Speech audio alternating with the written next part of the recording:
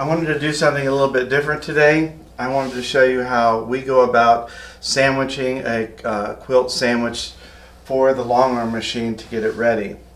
I know that a lot of people will go ahead and put the backing on first, position the batting on, baste that in place, and then go ahead and put the top on and baste that in place, and that's a lot of leaning over the machine. This is just something we've always done. We pre-baste the top layer so that when we lean over the machine or pin it in place, that the whole quilt sandwich is already in position, and we know that it's centered perfectly and that it has a nice square trim to it. So let me reposition the camera and I'll show you how we do that.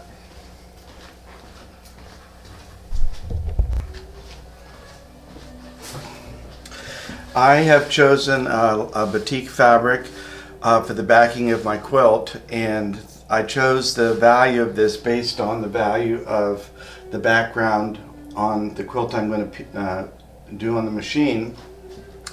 That way the thread color that I choose to quilt, I can use a similar color or value on the top and bobbin of the machine, and I don't have to worry about the pokies as much if my tension isn't perfect. Now this is a batik, so it's almost identical on one side or the other. I'm choosing this as the good side and this is the reverse side. It's layered just as it would be if you were making a quilt sandwich, so right side facing down. And I'm going to make a line across the top here. That line is going to indicate where I'm going to position my batting. It could be anywhere between 2 and 3 inches.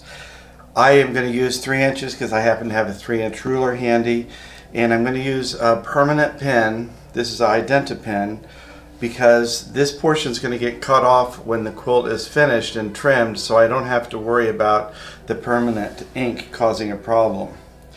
So I have the top edge of the ruler lined up with the top edge of the fabric, and I'm just going to go ahead and make a straight line all the way across the top of the fabric. I already made sure that this piece of fabric was squared up so that I had a nice true edge to load onto the machine.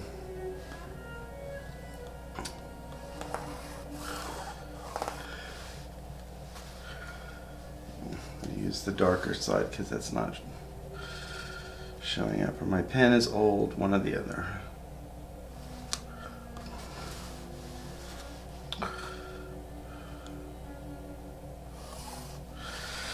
I also have a mark here for the center position of the piece. I've folded this in half so I know that I have it perfectly centered, and so that's going to be my center mark on the quilt.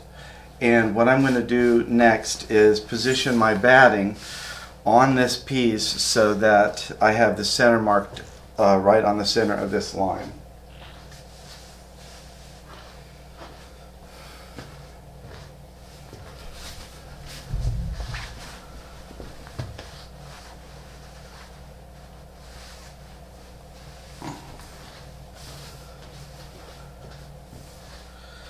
I have my little center marking on the batting.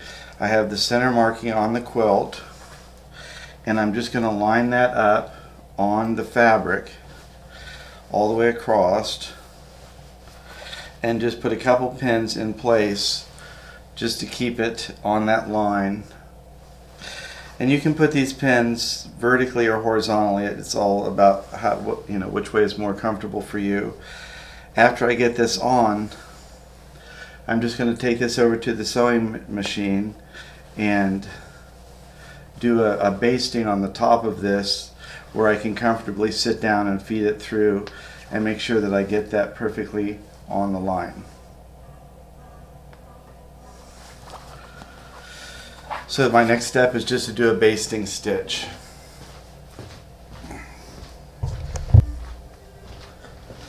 Okay, during that cutaway, what I did was baste the batting onto the quilt with my domestic sewing machine.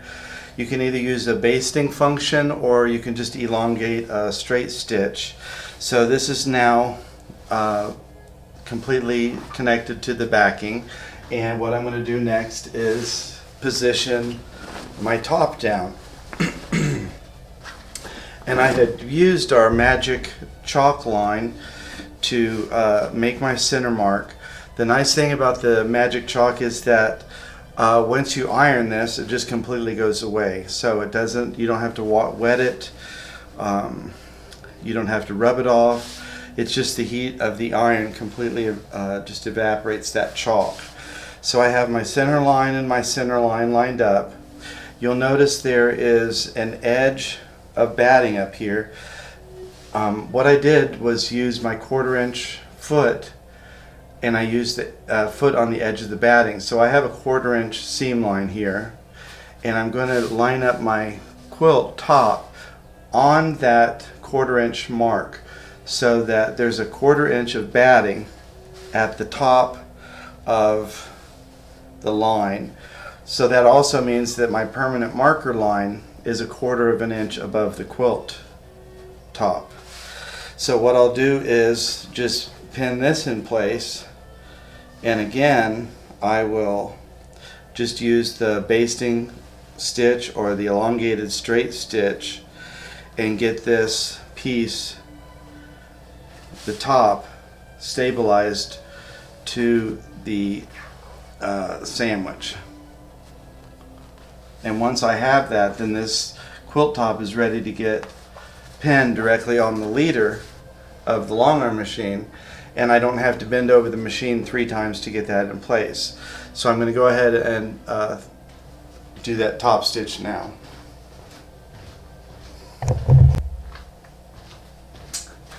And there you have it, as simple as that.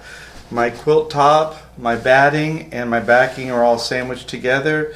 They're centered nicely. I know that they're on the line, and all I have to do now is pin this to the leader on my long arm machine, and I'm going to do that next, and then I'm ready to go. And I only have to bend over the machine 1 time to get it all done, and that's just how we have always done the basting process to the long arm, and I'll show you what it looks like when I get it on the machine. Dun, dun.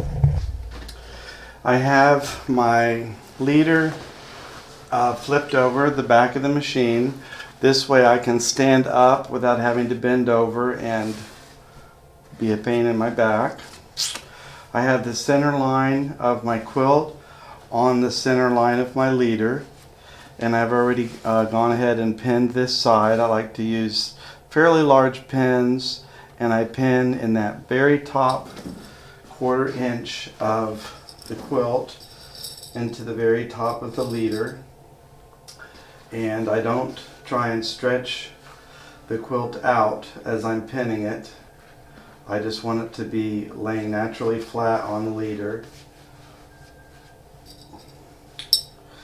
And I'm going to put these last few pins in.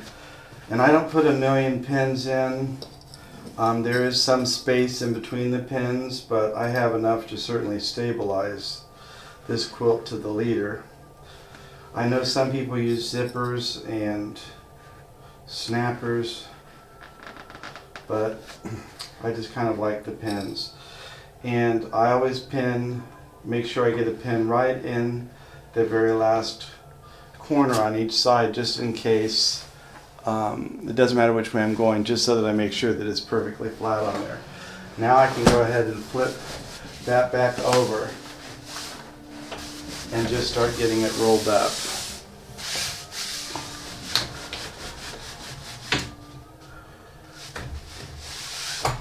And this is just about where I need it to be. So I'll go ahead and clamp this off, and then I can throw the top and the batting back over to this side and quilt or pin the bottom, the backing. Just put a couple snaps on there.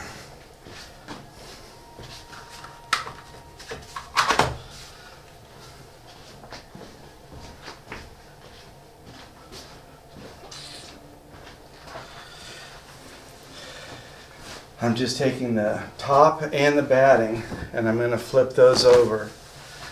I already have my center marking for the center point on the backing, and I'm going to go ahead and attach that to my backing rail, and then I can pull the batting back and pin the top or let it float depending on how you do that. But that's pretty much the last step of getting the quilt loaded, and I'll show you just what it looks like when it's all finished.